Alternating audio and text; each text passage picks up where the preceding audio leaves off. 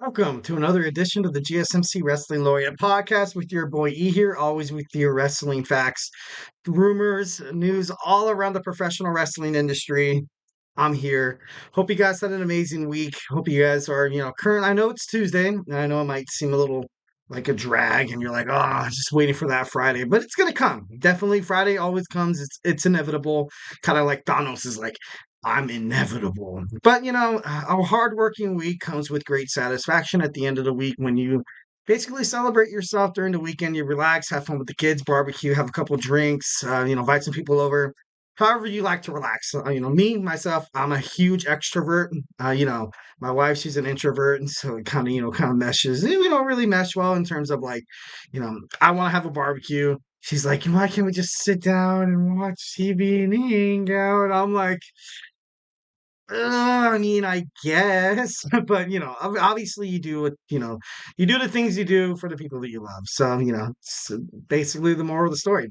That was the end of the show, guys. Hope you have a good. I'm just kidding. No, thank you for tuning in to the GSMC Wrestling Laureate Podcast, brought to you by the GSMC Sports Network. We have a great show for you guys today lined up. We have the Monday Night Raw review. We also have our WWE NXT preview. We're going to get into AEW and how it looks, how the future looks pretty bright after AEW's Double or Nothing. We're going to dive into Becky Lynch contract talks. We're also going to end with, of course, always every Tuesday, we have our Tuesdays Today in Wrestling History. But before we move on, I want to remind you guys to use the tips and donations link at the GSMCpodcast.net. Shoot some questions, give a couple of chats, opinions. Give me your predictions. Give me some things that you guys want to know about wrestling. Give me a shout out wherever you're from. If you're like from the LA area or Southern California, like I am, or maybe you're listening in Connecticut or something, or maybe you are in England or something. That would be so freaking cool. That'd be awesome. But guys, use the tips and donations link. It really does help the show, guys. A little peace, love, and positivity here at the GSMC Sports Network is definitely what it's all about. A kind, generous act. Ultimately, it'll follow another generous act. Be kind to one another. Be kind to me. Talk to me. Tell me I suck. I'm just kidding. No, don't do that. I'm just kidding. If you want to, you can. I can take it. I can take it. No, I'm just kidding. I'm just bursting out in tears just thinking about it. Just kidding. Once again, just put your questions up on top of the list so I can see. We can talk about wrestling. It really does help the show, guys. So please remember to hit up that GSMC podcast.net with your, wrestling, stuff and or whatnot. So let's go ahead and dive deep into WWE Monday Night Raw. Overall, I feel like it was a pretty good Monday Night Raw. Of course, having it happen after the WWE King and Queen of the Ring in Jeddah, Saudi Arabia. So let's talk about it. Let's talk about it. So first, of course, you saw Gunther come out and he talks about, the championship title match at SummerSlam. Absolutely. Okay, first and foremost, I absolutely love that Triple H kind of made this thing how the King and Queen of the Ring, we will get a title match at SummerSlam or at a pay-per-view. But ultimately, I feel like I don't want to say it kind of overshadows the fact that Gunther is the new WWE King of the Ring. I'm not trying to kind of say that. But it kind of seemed like, of course, he was honored, and of course, he's the ring general now. He's the king, and ultimately, it earned him a title shot. Like, you know what I mean? Like, if you become a champion, if you win the King of the Ring, you can, cash that in, eventually be, world champion. So it's like kind of like a double whammy, double the accolades, double the accomplishments, which is pretty great. Which is pretty great. But I don't know. I kind of got like a little like kind of got like the vibe that like Gunther was mostly talking about the title match more instead of although his match with Randy Orton was kind of controversial. Randy's left shoulder was not down clearly, but they said they made a ruling and there's no going back. So that ends that. So I guess, as wrestling fans, we're just really, plaster on a fake smile and just be happy. Be happy we have a WWE King in the Ring in Gunther. So he kind of mentioned some pretty key things that I kind of wanted to talk to you guys about. He said that the Intercontinental Championship lacked prestige, and it did.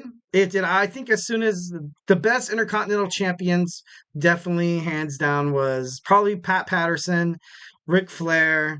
And nowadays, you kind of have The Miz. The Miz was obviously kind of had Shawn Michaels and Razor Ramon in the past, but The Miz kind of made it prestige. And after The Miz dropped the title, like, Seth Rollins did his best to kind of surface it. The fighting champion, he would defend his championship night in, night out, week in, week out. And, that was cool and all. But I don't know. I don't know if it was Gunther's historic Intercontinental Championship reign of 666 days that kind of sealed it. Most likely it is. But he's not wrong when it comes to that. When he brought that up, it's not like he was wrong. Next, the King of the Ring tournament lacked prestige, he said. I don't really necessarily. Well, I think for the longest time, since there was really no huge stipulations toward the King of the Ring, it was kind of just like a crown. We saw Xavier Woods win it. Wade Barrett won it. You had a whole bunch of, and then in the past, like you kind of had Stone Cold Steve Austin, you had Triple H, you had Owen Hart, and these guys, they made it prestigious. You had Bret Hart who went back to back. Definitely the King of the Ring needed an uplift, and I love that Gunther kind of brought that up, kind of like, WWE tried sweeping out under the rug and be like, okay, hey, like people won't notice that we didn't really give a crap about the King of the Ring. We honestly did not until now. Until now, we're trying to bring it back. Now it's going to become definitely a yearly thing. It was showing, it was showing habits that it was, every 2 years, basically, whenever WWE wanted to bring it in, into the entertainment cycle. But I think it's here to stay. I think the King of the Ring and the Queen of the Ring are here to stay, and it's kind of cool that you had someone like Nia Jackson, Gunther, kind of represent the tournament with just high praise, high prestige. So good for them. And then of course he had to bring up the World Heavyweight Championship lacking prestige. It it did and it didn't. I think Seth Rollins held the championship pretty well. Obviously, once when Roman Reigns was unbeatable and nobody could, kind of win the undisputed championship that Roman had. He had both belts. So then they kind of incorporated the World Heavyweight Championship back into the mix, and Seth Rollins won it. Seth Rollins is a good champion. He's a great competitor. He's just one of the best professional wrestlers I've seen in my time, at least. Like I said, I've seen in my time. And I love how Seth kind of made that world championship kind of obviously it wasn't going to be that prestige, noticeably speaking, because of how Roman's title reign was just so enormous. It was just so like overshadowing that when people looked at the World Heavyweight Championship, it was created because Roman Reigns couldn't be beaten. Even Triple H said himself that, because Roman Reigns, had, 1,000 some days, holding the title, we're going to introduce another title. And then, lo and behold, you have the World Heavyweight Championship making its return again to WWE. And then you had Drew McIntyre win it. And then you had Damien Priest. And then now you kind of have Gunther is going to challenge. I don't know if it's going to be Damien Priest heading towards SummerSlam. Clash at the Castle, you have Drew McIntyre. I think, and honestly, it's kind of predictable, and I hope something else different like kind of happens. But it seems like CM Punk's going to find a way to kind of screw over Drew McIntyre. They're going to have a Drew McIntyre CM Punk fight. So yeah, at SummerSlam, that I think it would be great. It'd be great to finally see these two guys who have been biting at the bits of trying to fight each other, ridden with injuries, burdened, unfortunate events. And I don't know. It would be pretty awesome to kind of see those two kind of go at it. Of course, you would have the World Heavyweight Championship kind of, out of the way. But with Gunther, fighting Damian Priest, that kind of destroys my future, my vision of, kind of like a Judgment Day Civil War, like with Finn Balor would eventually fight Damian Priest. Maybe they could make that for another pay-per-view coming up, but I don't know. I just think the Judgment Day turmoil, and you saw it tonight as well. You saw it tonight on Monday Night Raw. It just seemed like it's about to explode. I don't know how far and how long WWE can keep prolonging this because it's to the point where even fans notice they're like, okay, when is this going to happen? When is this going to absolutely blow up? When are these guys going to, beat the hell out of each other? So, it's going to be interesting to kind of see what WWE has, in terms of that. All right, next you saw JD McDonough against Braun Strowman. Once again, you kind of see the Judgment Day paying dividends and they interfere. Strowman wins, but is ultimately attacked by the Judgment Day. And JD McDonough ran off, like a little. I can't say the word because it's PG. But one of those. I kind of thought this match was like one of those like throwaway matches. They're like, okay, Braun Strowman's back, so we need another like kind of not like a squash match because JD McDonough is far from a superstar that could technically be squashed. But I think that they kind of needed a distraction, kind of needed a way for just something to kind of unfortunate things to happen for Becky Lynch to lose the championship. Obviously, later on in the broadcast, you saw that happen, but we're gonna dive into that, when it comes to that. So then you saw Ricochet against Ilya Dragunov, and this match was, Dragunov didn't want to take the match first and foremost. He was like, "I break people. I don't fight broken people." And Ricochet, he got cleared. He was cleared by Adam Pearce, and they started the match. They fought. It was actually a pretty good match heading into, the unfortunate side effect of Braun Breaker. Once again, I do not like this promo. I do not like the way WWE has used them thus far. And you kind of see him with Adam Pearce. There was a point where I thought he was going to attack Adam Pearce, and I was like, God, if he attacks Adam Pearce, that would be, I think that would be detrimental to Braun Breaker's kind of upbringing, kind of like his future heading toward WWE, because just because it had success that Stone Cold Steve Austin and Vince McMahon during their feud doesn't necessarily mean that it's going to be right for the company or the promotion. Like kind of like what happened with the Elite and Tony Khan. A lot of people were talking about even Tony Khan had like a neck brace after the attack from Okada, Jack Perry, and the Young Bucks.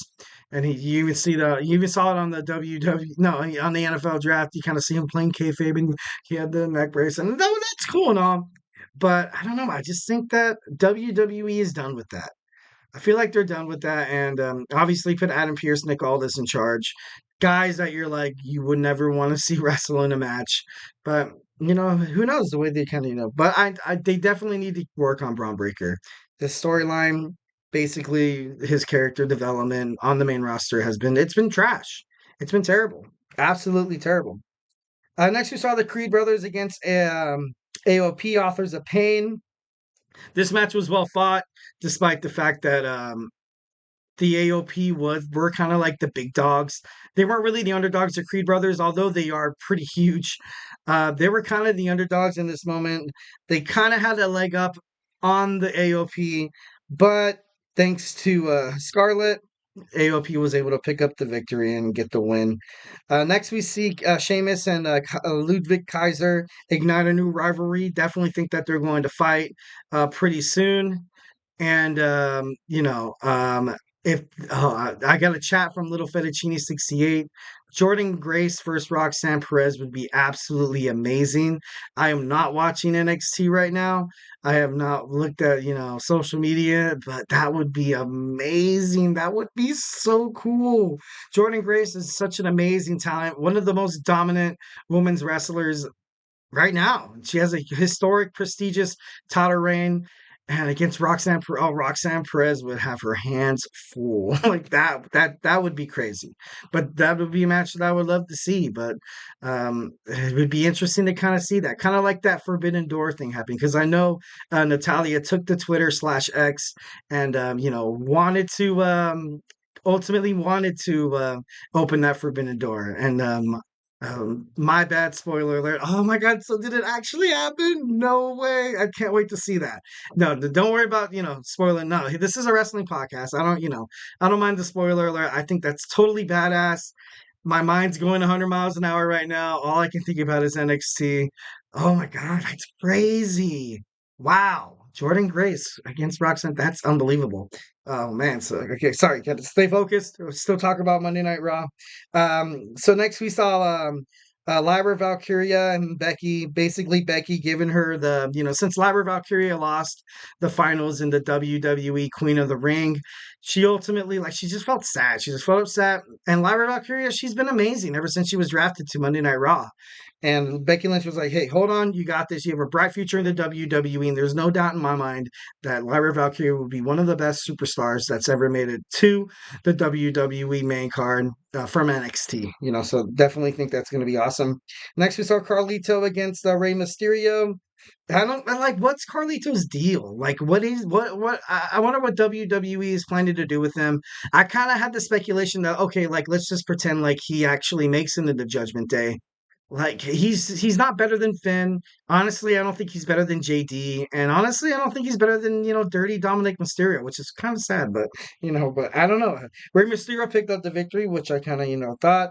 It was absolutely BS. It was bad for the Judgment Day.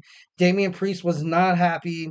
Damien Priest had to get involved with the LWO being attacked by the Judgment Day, maybe kind of igniting a new, rivalry to kind of keep a distraction. Kind of that could possibly be kind of like a nice little distraction of people who are expecting Finn Balor and Damian Priest to fight for the WWF World Heavyweight Championship, causing the demise of the Judgment Day. The Judgment Day's been, live, proud, and in charge for about 2.5 years now, going on 3. So they had their run. They've had their success. And honestly, I think it's kind of over right now. It's over. Like, I hate to be the bearer of bad news, but I'm your wrestling honesty broker here at the GSMC Wrestling Laureate Podcast. So yeah, deal with it. I'm just kidding. Next, we have Bronson Reed against Otis. Chad Gable once again screws Otis over. Otis was in charge in this matchup. He was in charge in a couple of matchups, but Chad Gable, like, he has to let Otis be Otis.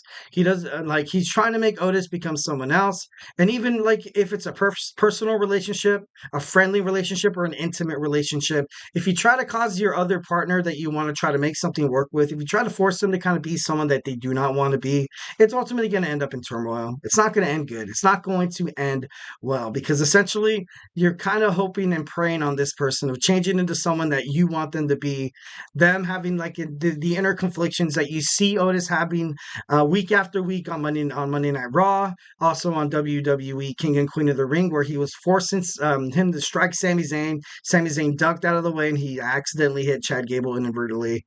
But I don't know. I just think I think this storyline is going to blow up. Like I said before, I don't think Otis is going to turn his back on Chad until it's like a huge, like, kind of big thing about it. But let's just kind of move on. We had Zoe Stark and Shayna Baszler being confronted by Sonya Deville, recently coming back to the WWE. Sonya Deville, I feel like she kind of wants to take the place of Shayna Baszler, but I could be wrong as well. Shayna Baszler is doing her thing in NXT. She has an NXT Underground match against Lola Vice happening on at Battleground in the UFC Apex Center, so it's going to be interesting to kind of see that.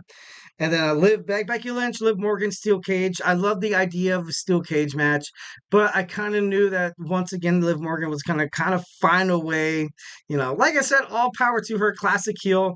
Her cues in the ring and her performances. She didn't really botch any moves there, so I don't know. I saw her kind of picking up the pace a little bit because during her match at WWE King and Queen of the Ring in Jeddah, Saudi Arabia, I kind of noticed Becky Lynch was kind of like, when she was ready to fight, when she was ready to fight Liv and she was, going up to her and be like, all right, like, what's your next move? You know what I mean? Like, like it just, I felt like she was kind of going slow.